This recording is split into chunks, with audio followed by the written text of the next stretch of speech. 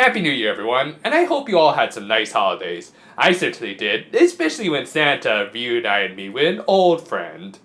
Though, I wonder, maybe I should have also asked for a PlayStation Classic. Oh, never mind.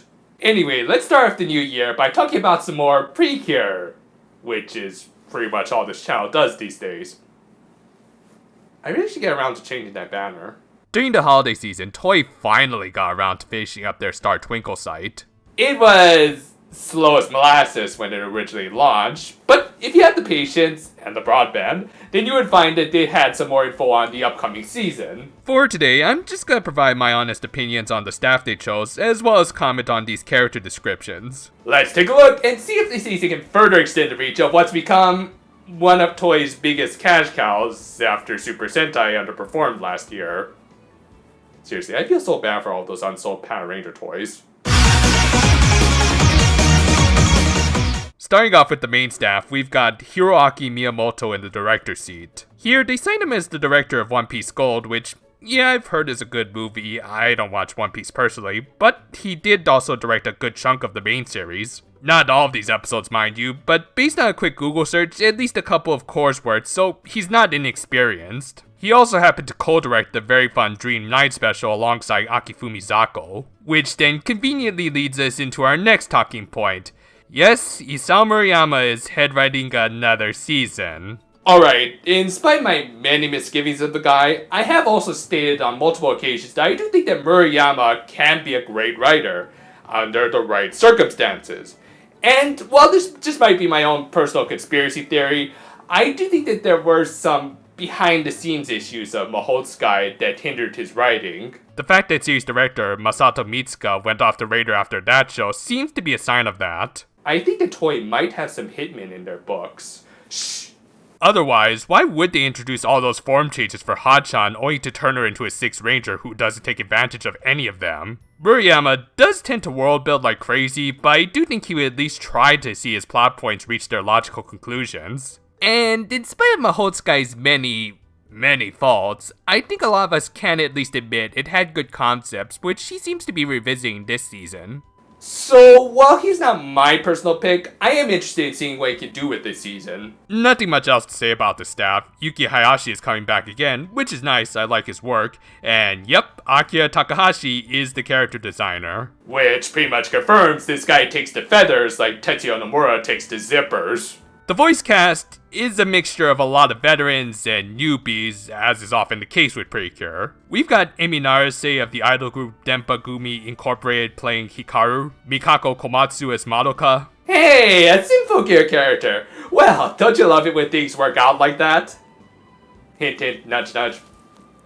Anyway, good actress, and I loved her work in Recreators, where she literally got into her role. Kiyono Yasuno as Erina. Well, nice to see best girl Kato Gerudo. This is technically going to be her second time playing a Precure after her role as Lumiere from Kira. Though she's going to have a busy 2019 when Hero Aka Season 4 hits while she's doing this.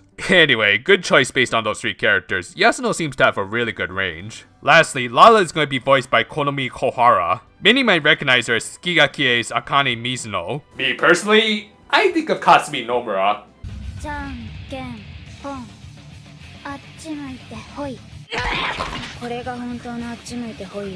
Now that's the kind of Precure attitude I'd love to see. We'll get to the fairies and their VAs in a bit, but first let's go over these character descriptions. Hikaru is described as a girl who loves constellations and outer space. She's very curious and imaginative. If anyone were to ask her why she likes these things, she would simply tell them firmly. As a result, she tends to go all in with her hobbies, but will still act with proper intuition. So, fairly standard stuff for a pink lead, but if they stay true to that last statement, then at the very least they can avoid the idiot protagonist trope that Toei indulges in. Her catchphrase is Kira Yaba, which translates to something like, "This is sparkly bad." Though personally, I like to imagine it's just Murayama expressing his opinion on Kira Kira. Can you believe they only let him write for the Halloween episode of all things? Moving on to Lala, apparently she's an alien from the planet Samon. So wait, we've got an alien magical girl named Lala in this show? Okay, Madoka was one thing, but come on, guys! While she's 13 in Earth years, she's treated as an adult on her planet. Hey, considering how much kids these days are on their phones, I don't think we're that far off from lowering our numbers too. With Fua and Prunesu by her side, she traveled around the galaxy searching for the legendary Precure. Fua used her powers to warp them to Earth. So wait, she's capable of opening up boom tubes? Okay, I'm starting to warm up to this little puffball. She is very responsible and serious, but also has a shy side. While it is common for the blue to act as the sort of Spock of the team, this girl is not only a literal case of that, but she also opens up a lot of interesting story opportunities. What sort of culture shock would she experience as someone who is treated as an adult on her planet, but here can't even qualify for a driver's license yet? I mean, I just joked about kids developing really fast these days, but using a literal interpretation of that could lead to some very interesting commentary. Lala, despite the impending lawsuit, is probably the character I'm most interested in this season so far. And while we're here, we may as well cover what Lala's mission is based on this story synopsis. Lala is on a mission to help the Star Palace of the Hoshizora Kingdom. By any chance, do the people of that world look like this? Because that would explain way too much. There, the 12 princesses of the constellations maintained the balance of the whole universe. However, one day an unknown force attacked them and turned them into the 12 princess star color pens. So wait, these things are actually the princesses? What is their ink made of? If nothing was done, then the entire universe would eventually fade into darkness. So, the Precure's mission this time is to prevent the heat death of the universe? The comparisons between these two are becoming even more pronounced. Back into the character synopsis, Erina, I'm not gonna lie, has probably the oddest one, and this is the show that has aliens in it. She's a school year older than Hikaru and Lala, and is a popular girl who's referred to as the son of their middle school. So yeah, if you couldn't tell just by her Precure name, she kind of takes after Itsuki. But she also seems to take after Tsubomi because her family owns a flower shop called the Sorinsa. But wait, there's more. She also seems to have some now in her, as she's the eldest of 6 siblings who she has to take care of. Yellow, pink, and green. Is that why she's the first non-islander Precure to be brown? Thank you very much, I'll be here all week.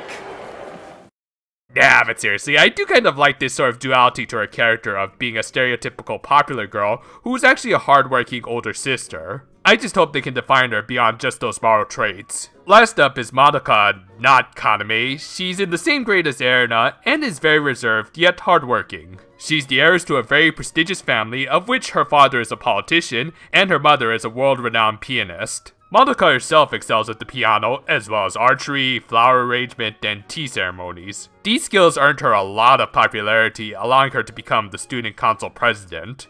So basically, we've got another sort of Aoi and Yukari situation, in which since the blue of the team is a little quirky, alien and everything, the purple assume the traits of the more traditional blue. That said, she does sound more Minami than Yukari, though it's still hard to say. We'll see how it pans out for her. Finally, getting into the space fairies, yes, that's what they're called, the kid-friendly version of the evil space bunny. Fua was a fairy created by the Star Princesses as their last hope. As a result, she usually has the mindset of a toddler, but once she unleashes the seal powers of the princesses, she can create warp holes. And should she fully release the seal, she herself can become one of the 12 princesses. Or really, 13th in this case, but let's not get into semantics. I've heard concerns that this fairy may turn out to be Pecorine 2.0. But, need I remind you, Bofurn was one of the best parts of that show, and she actually earned her title of Precure. And judging by that last sentence, it sounds like Fua is already going to have a semi-Precure form. I doubt they'll actually count her as a 6th Ranger, especially this early on, but still, warp holes are an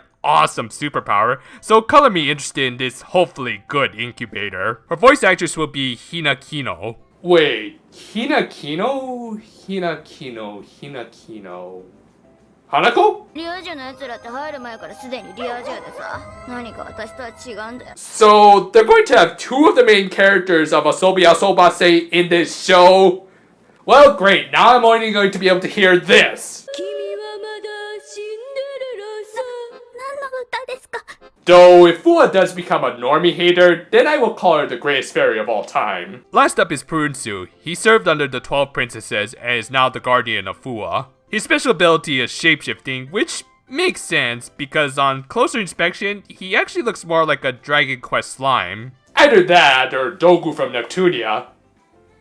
FYI, I'm trying to avoid obvious reincarnated slime jokes. His VA is by far the most veteran of this cast so far, Hiroyuki Yoshino. Yeah, don't let the goatee fool you, he's the perfect match for a little slime fairy. Age 44, and yet the guy never did get around to dropping his testicles. Also, yes, he's cosplaying as the cop from Zombieland Saga.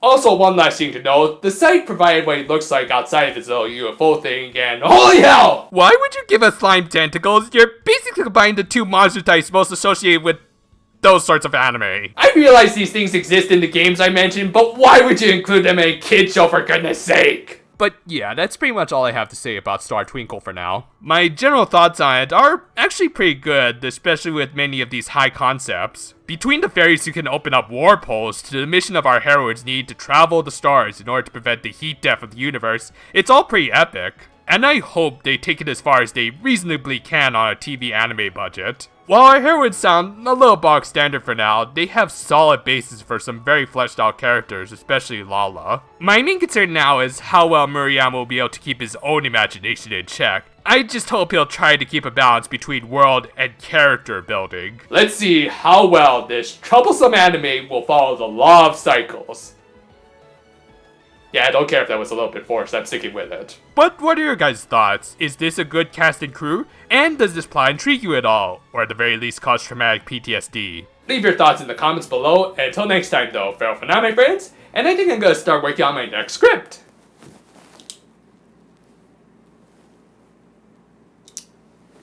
I think I'm just gonna go type it out.